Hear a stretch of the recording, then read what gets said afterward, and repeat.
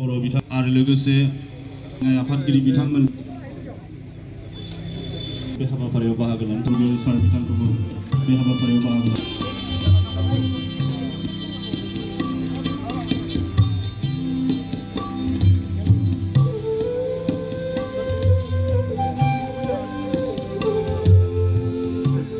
क'क्राझार मिउनिसिपेलिटि बर्डनि चेयारमेन प्रतिभा ब्रह्म बायदिखौ बे हाबाफारियाव बाहागो लानो खावलायबाय और उनको भी आग्रह करूंगा कि हमारे इस कार्यसूची में अंशग्रहण करें।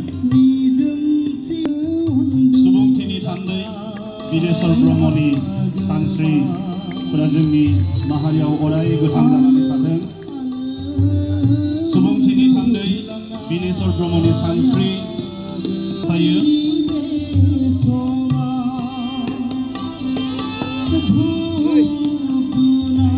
गावनि बिमा रावनि थाखाय रावजोंबो गेजेन जानो रोङै सासे गेदेमा सुबुंथिनि थान्दै बिनेश्वर ब्रह्मनि खाथियाव जों दिनै बर' माहारिया खर' गंग्लायै मान बावदों।